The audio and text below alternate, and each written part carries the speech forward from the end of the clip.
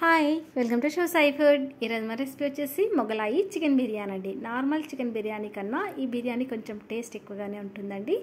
దానికోసం నేను ఒక హాఫ్ కేజీ వరకు చికెన్ తీసుకుంటున్నాను. దాన్ని నీట్గా కడిగేసి ఒక 2 లేదా 3 సార్లు నీట్గా కడిగేసి వాటర్ మొత్తం తీసేసేయండి. మీరు ఏ బౌల్లో అయితే చికెన్ బిర్యానీ చేయాలనుకుంటున్నానో ఆ బౌల్లోకి దీన్ని ట్రాన్స్ఫర్ చేసుకోండి. ఇప్పుడు మసాలాల కోసం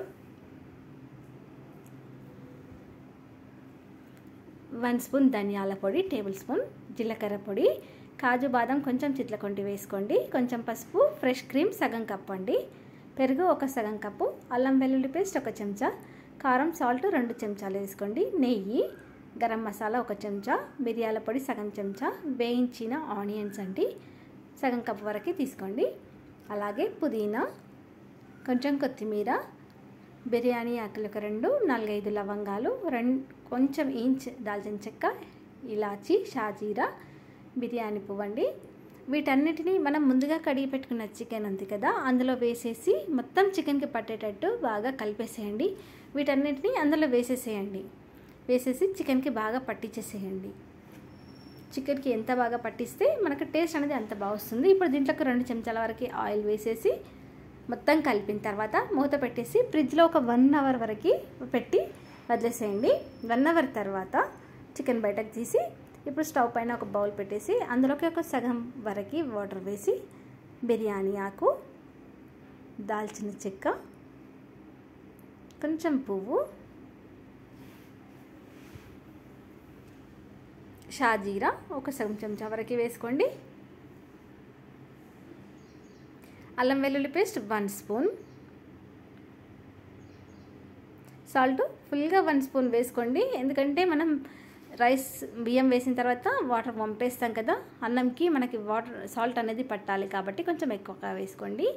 ఇప్పుడు దీంట్లోకి కొంచెం పుదీనా, కొంచెం కొత్తిమీర వేసేసి మూత పెట్టేసి మరగనివ్వండి.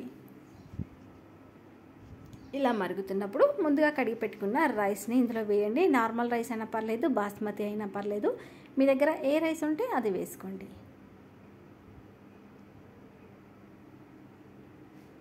మనం చికెన్ హాఫ్ కేజీ తీసుకుంటే రైస్ కూడా హాఫ్ కేజీ తీసుకోండి. అలా అయితే పర్ఫెక్ట్గా సరిపోతుంది మనకు చికెన్ రైస్ అనేది.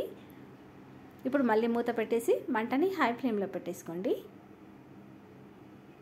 ఉడకడం స్టార్ట్ అయిన తర్వాత మూత తీసేయండి. మంటని హై ఫ్లేమ్లోనే ఉంచండి.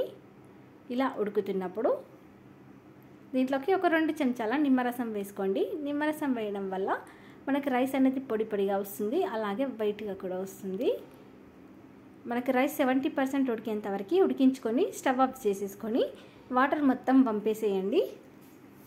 స్టవ్ ఆఫ్ చేసిన తర్వాత ఇప్పుడు వాటర్ మొత్తం తీసేసి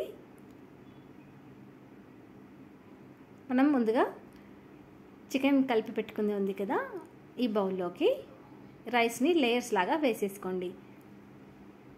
దానిపైన పుదీనా, కొంచెం కొత్తిమీర, అలాగే ఫ్రైడ్ ఆనియన్స్ కూడా వేసుకోండి.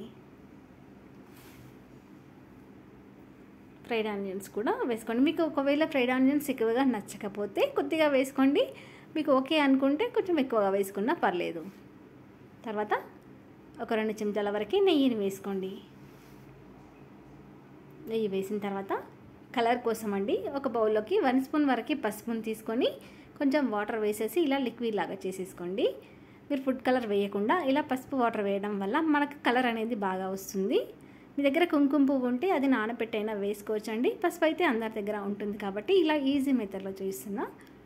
ఇప్పుడు దీంట్లోకి మనం ముందుగా వంపి పెట్టుకున్న రైస్ వాటర్ ఉన్నాయి కదా, ఒక సగం కప్ వరకు ఇలా కార్నర్స్కి వదలండి. వదిలిన తర్వాత ఇలా మూత పెట్టేసి గాలిపోకుండా ఇంకో ప్లేట్ పెట్టేసేయండి. లేదంటే మీరు పిండితో మొత్తం తడిపిన పిండితో కవర్ అయినా చేసుకోవచ్చండి.